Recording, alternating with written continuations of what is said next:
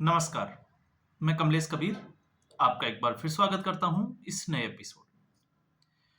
आज के इस एपिसोड में हम राजनीति से थोड़ा-सा दूर हटकर या फिर कहें कि एक कुंठित मानसिकता की बात करने वाले हैं।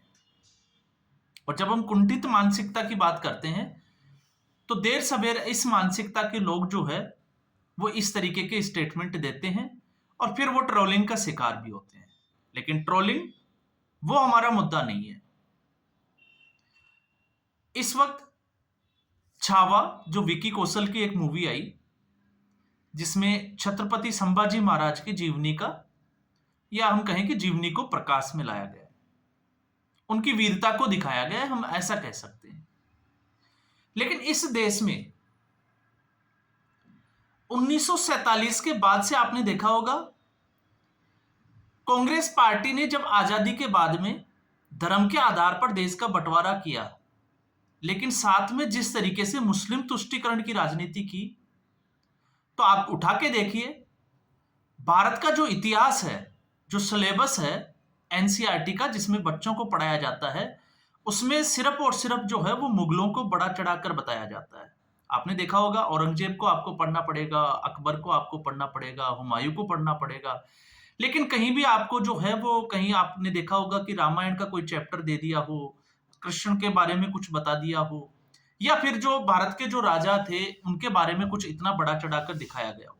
तो ऐसा जो है वो बहुत कम देखने को मिलेगा। और सिर्फ क्यों?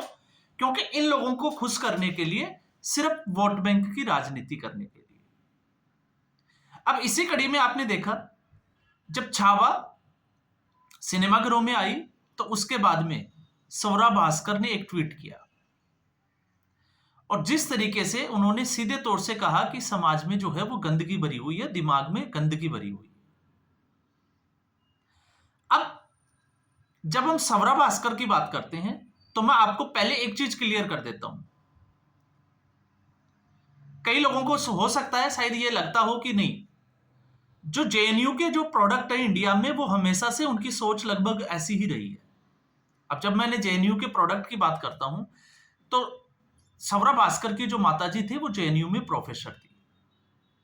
तो आप उससे उम्मीद क्या कर सकते हो? बिल्कुल उम्मीद नहीं कर सकते। और ऐसा नहीं है कि छावा की कामयाबी के बाद में सौरा भास्कर का रोना निकला हो, क्योंकि आज तक सौरा भास्कर को सीधे लीड रोल के बजाय जो है वो सहायक एक्ट्रेस का रोल मिला है, और उसी में उनको जो है वो एक दो अवार्ड भी मिले हैं सहायक अभिनेत्री के तौर पे। तो ऐसी स्थिति में सौरा भास्कर का दर्द आप समझ गए होंगे कि दर्द क्या है। तो ऐसा नहीं है कि कंट्रोवर्सी अभी हुई है, लेकिन इस देश में ऐसा भी कहते हैं कि अगर हम महिलाओं के बारे में कोई टिप्पणी कर दें, तो फिर नारी सम्मान जो है वो खतरे में आ जाता है। लगातार जो है वो हमें दुहाई दी जाती है कि नारियों का जो है वो सम्मान करना चाहिए, लेकिन हमारे संस्कृति और इतिहास ये भी कहता है कि अगर नारी मंथरा जैसी हो और सुपर्णखा जैसी हो, तो उसका नाक काटकर छोड़ भी दिया जाता है। तो कुछ जो है वो चीजें इसी कैटेगरी में आ जाती है। और क्यों आ जाती है, उसके पीछे की वजह आप देखिए। सौरा भास्कर के अगर आप देखोगे, तो ये विवाद पहला विवाद नहीं है। इससे पहले जो विवाद आया था वो कश्मीर फाइल्स को लेकर भी आया था। विवेक अग्निहोत्री, जिन्होंने कश्मीर में जिस तरीके से 90 के दशक में हिंदुओं के ऊपर जो अत्याचार हुए थे, उसके ऊपर जो है वो एक फिल्म बनाई थी। और जब हम फिल्म की बात करते हैं, तो आपने देखा होगा, फिल्म जो है जिसमें क्लाइमेक्स भी होता है, वो थ्रिलर भी होता है, उसमें सस्पेंस भी होता है, मिर्च मसाला भी होता है, और उसी के बाद वो दर्शकों को अच्छी लगती है। तो एक उसकी सत्यता, और सत्यता के साथ में उसमें क्लाइमेक्स, और तभी जो है वो फिल्म का एक आनंद आता है जो कि दर्शकों को बांध के रखती है। और फिर एक होता है कि फिल्म जो है वो जाते जाते दर्शकों को क्या मैसेज देके जाती है। तो ऐसी स्थिति में जब कश्मीर फाइल्स के ऊपर आपने देखा होगा, अरविंद केजरीवाल, उसने भी जो है वो विधानसभा में मजाक उड़ाया था। और आज अरविंद केजरीवाल की क्या स्थिति है?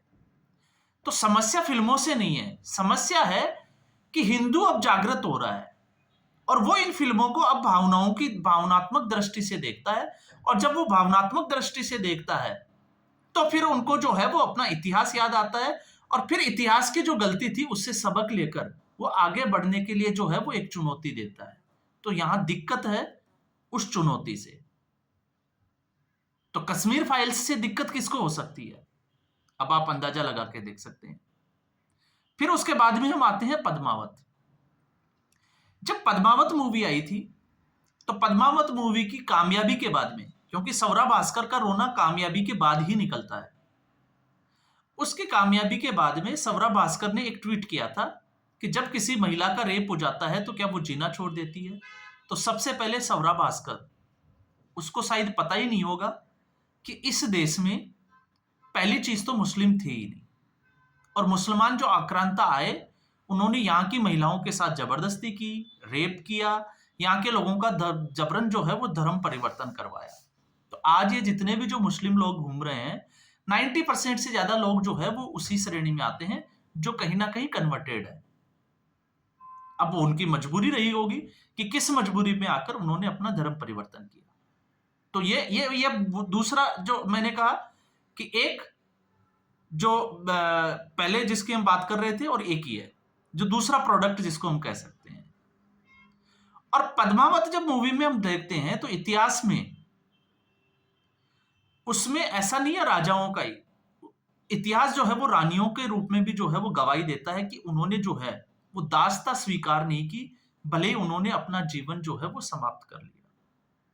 तो ऐसे ही जो है वो सिख धर्म में गुरुओं के साथ में भी हुआ।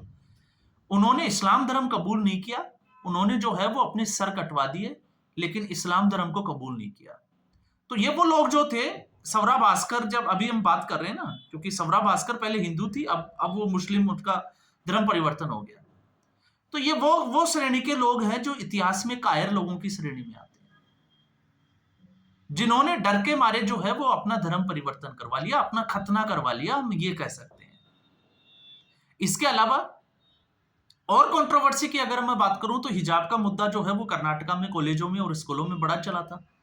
उस वक्त भी सवरा भास्कर ने जो है वो उसके ऊपर टिप्पणी की थी, और सवरा भास्कर ने जो है वो एक फैक्ट्स दिया था, और वो फैक्ट्स था द्रौपदी का, महाभारत का, कि महाभारत में द्रौपदी का जिस तरीके से चीरहरण हो रहा था,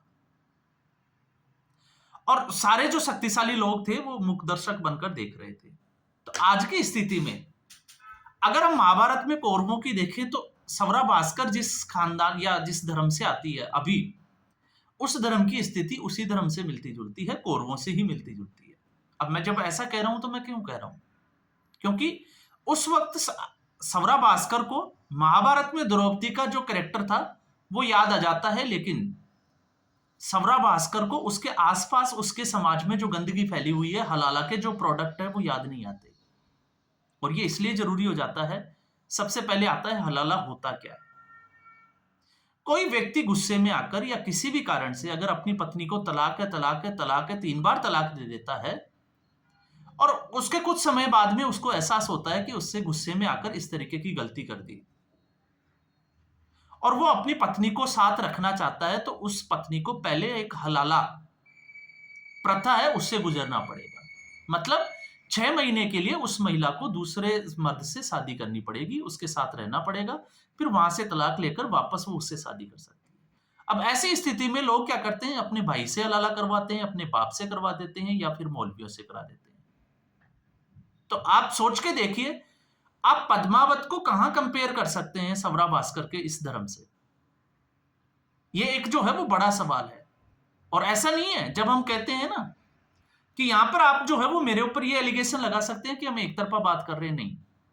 हिंदू धर्म में भी बुराइयां थी, सती प्रथा था, बाल विवाह थी, जैसी बुराइयां थी, लेकिन लगातार उसको सुधार के जो है वो प्रोग्राम चलाए जाते हैं, कार्यक्रम चलाए जाते हैं, लोगों को जागरूक किया जाता है।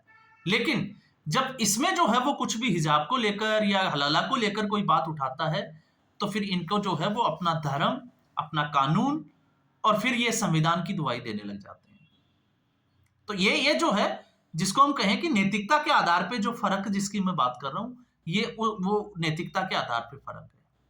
और बाकी तो आपको पता ही है जिस तरीके से महाराष्ट्र के विधानसभा चुनाव में मोहतरमा ने बड़ी कोशिश की थी, भड़काऊ भाषण देने की भी कोशिश की थी, लेकिन जब वो उसी उलेमा जो लड़कियों की शिक्षा के खिलाफ जो फतवे जारी करता था कि लड़कियों को स्कूल नहीं भेजना चाहिए, वहां पर मूकदर्शक बनकर जो है वो खड़ी हुई थी, क्योंकि उसको लग रहा था कि उसके पति को अणुशक्ति नगर की सीट से जीत हासिल हो जाएगी, लेकिन वहां पर भी वो कामयाब नहीं हुई। तो सवरा भास्कर का जो दर्द, आप राजनीति से थोड़ा सा परे जाकर अगर आप देखोगे तो आपको अंदाजा लगेगा कि जेएनयू से निकलने वाले सारे प्रोडक्ट जो है वो देशद्रोही गतिविधियों में शामिल क्यों होते हैं। लगभग लगभग जो है कन्हैया कुमार से लेके आप किसी को भी उठाकर देख लीजिए, तो ज्यादातर की जो है वो कहानी यहां तक ही आके सिमट जाती है। और दूसरा, जो दूसरे धर्म के इतिहास को, क्योंकि फिल्म जो है वो इतिहास पर आधारित होती है, और ऐसे में अगर कोई किसी को लेकर जो है वो इस तरीके की टिप्पणी करता है तो आप सोच के देखिए कि वो हलाला के प्रोडक्ट है। और हलाला के प्रोडक्ट में उस मायने में नहीं, मैं एक संदर्भ दे रहा हूं। और जो हलाला के प्रोडक्ट है उससे आप अगर पतिव्रता धर्म की बात करेंगे या धर्म के प्रति जो है वो आस्था की बात करेंगे, तो मुझे नहीं लगता कि वो हम जो है वो सोच भी सकते हैं ऐसा, या उम्मीद भी कर सकते हैं। तो मोहतरमा ने जो है वो छावा फिल्म के बहाने, दर्द कुछ और था, क्योंकि समाजवादी पार्टी से उनके पति आते हैं और समाजवादी पार्टी वालों का या समाजवादियों का दर्द है अभी महाकुंभ, क्योंकि योगी आदित्यनाथ इनकी छाती पर जो है वो सांप लेटा रहा है, छाती पर बैठा हुआ है। और इस वक्त जब आंकड़ा यह कहता है कि 50 करोड़ से ज्यादा जो हिंदू है वो आस्था के इस कुंभ में जो है वो डुबकी लगा चुके हैं, और फिर उसमें कुछ इस तरीके की घटनाएं। लेकिन जब योगी आदित्यनाथ ये कहते हैं कि अगर इसमें किसी का कोई षड्यंत्र है तो उसको भी बख्शा नहीं जाएगा, उस एंगल से भी जांच हो रही है। तो ये जो है वो सोच का फर्क है, और इस सोच को मुझे लगता है कि एक्सपोज करने की जरूरत भी है। तो आज के एपिसोड में बस इतना ही। उम्मीद करूंगा वीडियो एपिसोड आपको पसंद आया होगा। वीडियो को लाइक करें, शेयर करें, चैनल जरूर सब्सक्राइब करें। धन्यवाद।